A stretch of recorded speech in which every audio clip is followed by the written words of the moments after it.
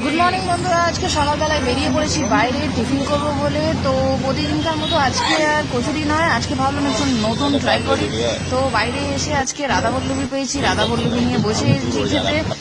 বেশ ভালো খেতে মনে হচ্ছে, কারণ দেখতে তো বেশ দারুণ আছে। আর রাধাবল্লভীগুলো প্রচুর বড় বড়, এক একটা 15 টাকা করে পিস নিচ্ছে, বেশ বড় বড় আছে কচুরিটা। খেয়ে দেখি কিরকম টেস্টে।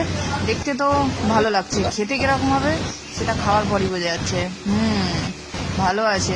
রাধাবল্লভীটা দেখিয়ে দিই, অনেক বড়, একটা খেলেই পেট ভরে যাবে। তাও দুটো নিয়েছে, ঠিক আছে চেপে চেপে খাবো কোনো রকমে। শুধু রাধাবল্লভী খেলে হবে না, আজকে রাধাবল্লভীর টেস্টটা যেহেতু ভালো, রাধাবল্লভীর সঙ্গে লাস্টে একটু মিষ্টি নিতে হবে। তো ফাইনালি মিষ্টি নিয়ে নিয়েছি আমরা, কলকাতার ফেমাস মিষ্টি রসগোল্লা। শেষ পাতে একটুখানি মিষ্টি না হলে হয় না, আর আমি একটু মিষ্টি খেতে ভালোবাসি, বিশেষ করে রসগোল্লা। তাই দুটো রসগোল্লা নিয়ে নিয়েছি। অবশ্যই আমি দুটো খাবো না, একটা আমি খাবো, একটা ও খাবে। হ্যাঁ, আমি একটা খেয়ে নেবো, তারপরে ও খাবে।